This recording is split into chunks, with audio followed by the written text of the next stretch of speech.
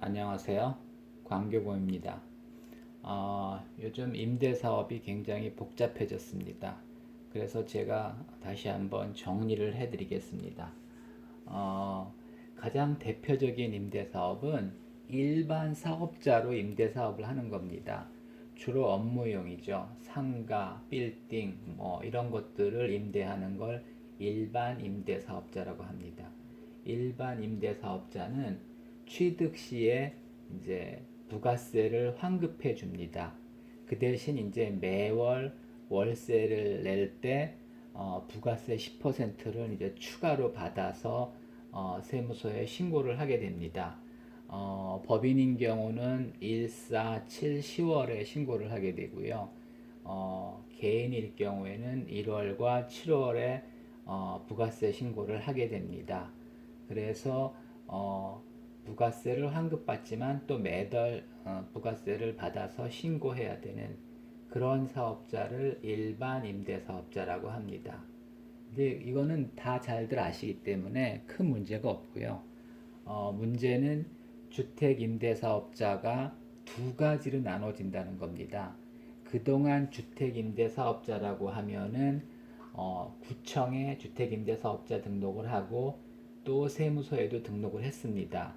4년 단기 임대랑 8년 장기 임대가 있었습니다.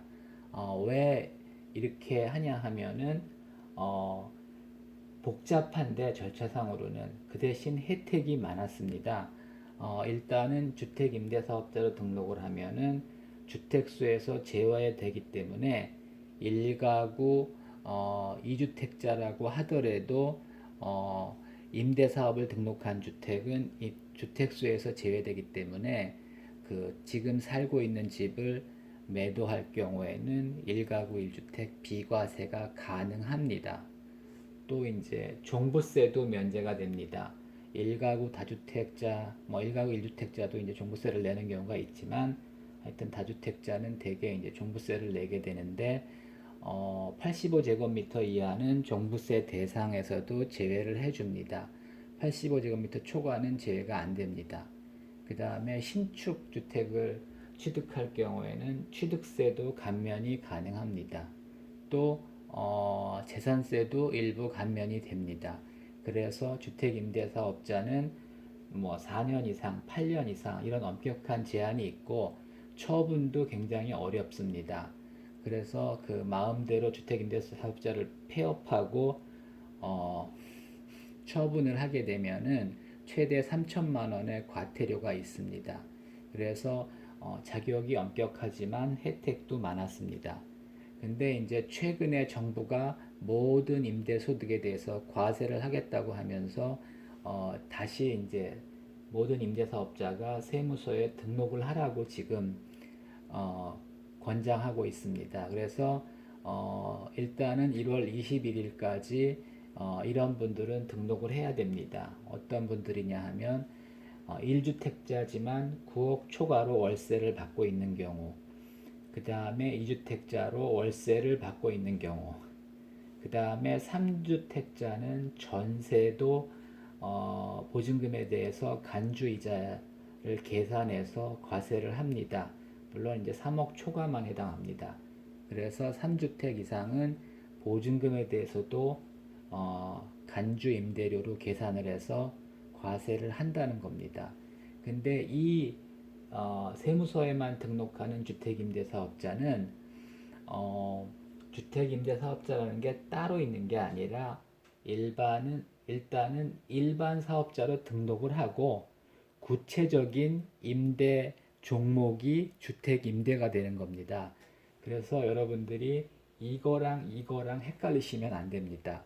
그러니까 주택임대사업자에는 구청에 등록하는 주택임대사업자와 세무서에만 등록하는 주택임대사업자가 있다는 겁니다. 구청에 등록하면 자격도 조건도 까다롭지만 혜택이 있다. 세무서에 등록하는 임대사업자는 아무런 제한이 없습니다. 언제든지 폐업할 수 있고 언제든지 처분할 수 있습니다. 물론 이제 임대사업자로 등록할 경우는 경비 인정을 해주기 때문에 소득세는 줄어듭니다. 그런데 다른 혜택은 없습니다. 다시 한번 말씀드리지만은 세무서에만 등록하는 주택임대사업자는 경비율에서만 비용 인정을 많이 해주기 때문에 유리합니다. 하지만 추가 혜택은 없습니다. 그러면 주택임대사업자를 등록하지 않는 임대사업자는 없느냐? 지금도 있습니다. 가능합니다. 무등록 사업자가 가능한데 어떤 경우 가능하냐 하면 9억 이하 1주택자 가능합니다. 그 다음에 2주택자 중에 전세로만 임대하면 등록하지 않아도 가능합니다. 3주택 이상에서도 보증금의 합이 3억 이하라면 가능합니다. 그리고 오피스텔 같은 경우는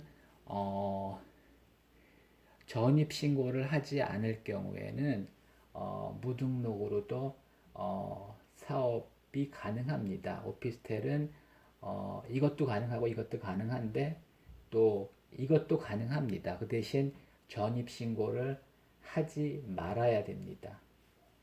네, 이상입니다.